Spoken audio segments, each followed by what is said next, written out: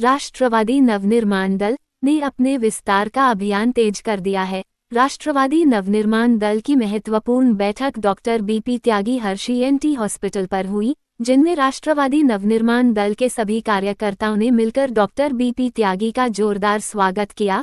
राष्ट्रवादी नवनिर्माण दल के प्रदेश महासचिव डॉक्टर बीपी त्यागी ने सभी पदाधिकारियों से अपील किया है कि ज़्यादा से ज़्यादा लोगों को पार्टी में जोड़कर श्रीकांत त्यागी के हाथों को मजबूत करें। इस अवसर पर राष्ट्रवादी नवनिर्माण दल ने अपने बागपत जनपद का जिला अध्यक्ष आशीष वशिष्ठ को मनोनीत किया है। हमने आशीष वशिष्ठ जी को बागपत का अध्यक्ष बनाया है और ये हमारी पार्टी की सर्वसम्मति से बैठक हुई है और इनको हमने नियुक्त किया है अध्यक्ष।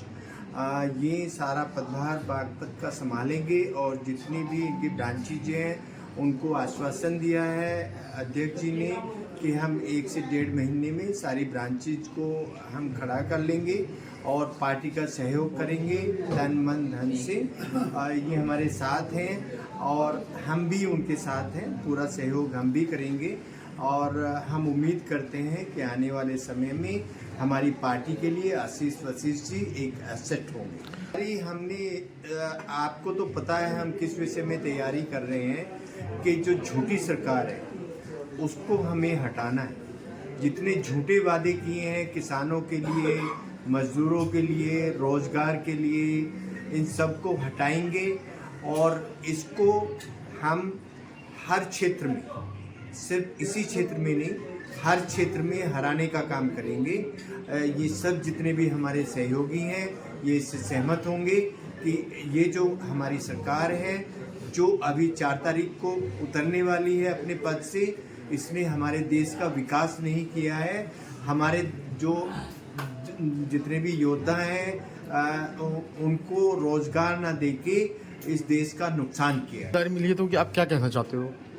कहना चाहते हैं बागपत में पार्टी का नाम बुलंदियों पर रहेगा।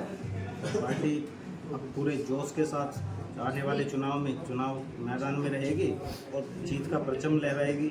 और जो किसान विरोधी सरकार है, आज सरकार ने किसान कॉर्पोरेट सेक्टर का लाखों करोड़ रुपए माफ़ कर दिया जाता है 22 आदमियों का। किसान परेशान है, किसान आत्महत्या कर रहा है, उसकी कोई सुध नहीं ले रहा है। तो किसान को कर्ज के तले डुबोने में जो अहम भूमिका है वो सरकार की है। सरकार की नाकामियां हैं, सरकार की नीति किसान विरोधी हैं। तो हम किसान के साथ हैं और किसान परिवार से आता हूं, किसान खेती किसानी को भली भांति जानता हूं, करता हूं, उससे गुजरा हूं। तो किसान की आवाज़ को पूरा जोर शोर से बुलंद किया जाएगा। बिल्कुल, मैंने आपसे पिछली मुलाकात में भी ये कहा था कि राष्ट्रवादी नवनिर्माण दल पूरी मजबूती के साथ मैदान में उतरेगा। आप जैसा देख पा रहे हैं पश्चिम के सभी जिलों के अंदर आज राष्ट्रवादी नवनिर्माण दल ने अपनी जो भूमिका है वो तय कर दी है।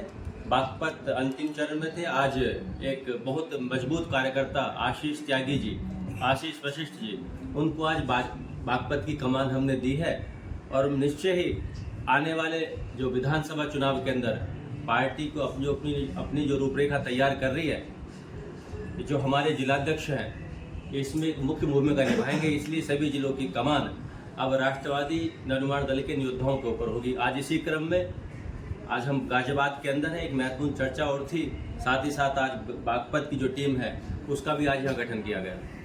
अभिषेक जी, अगली रणनीति क्या होगी? क्योंकि लोकसभा चुनाव का अंतिम चरण कल है 1 जून में। अब आगे की रणनीति क्या है? कुछ सीटों को उपचुनाव भी लाया जाएगा, उसको को लेकर क्या रणनीति बनाई है पार्टी ने? बिल्कुल, अगर उपचुनाव होते हैं तो ज़रूर, अगर गाजियाबाद में उपचुनाव होता है पार्टी मजबूती से उपचुनाव में उतरेगी और आप देखिएगा केवल उतरेगी नहीं, जीत की तरफ हम जाएंगे और आपको एक बहुत अच्छे व्यक्तित्व के धनी, एक बहुत अच्छे कैंडिडेट हम लोग बहुत जल्दी आने वाले उपचुनाव में आप लोगों को देंगे।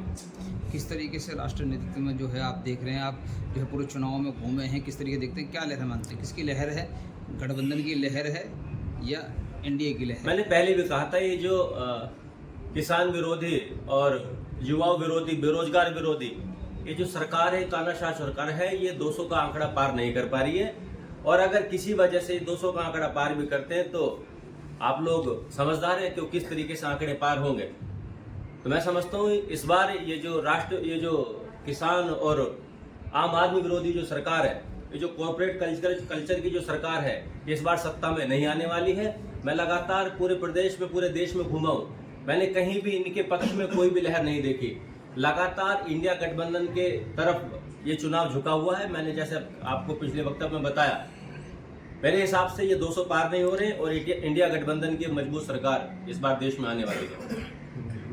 400 पार का नारा अब भी जो है दे रही है, अंतिम चरण है, उसके बावजूद भी भारतीय जनता पार्टी के नेता ये कहते नजर आ रहे हैं कि 4 जून को 400 पार होंगे।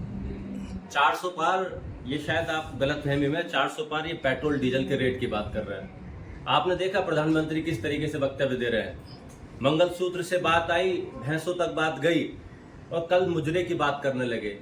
ऐसे प्रधानमंत्री मैं समझता हूँ इनकी उम्र हो गई है, इनको संन्यास पे चले जाना चाहिए।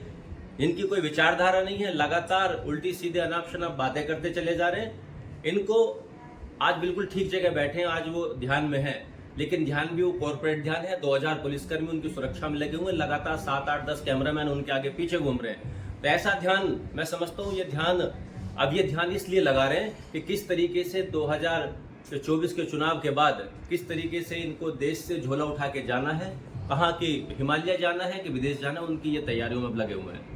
सफलता के 26 साल, हर्षी एटी हॉस्पिटल गाजियाबाद।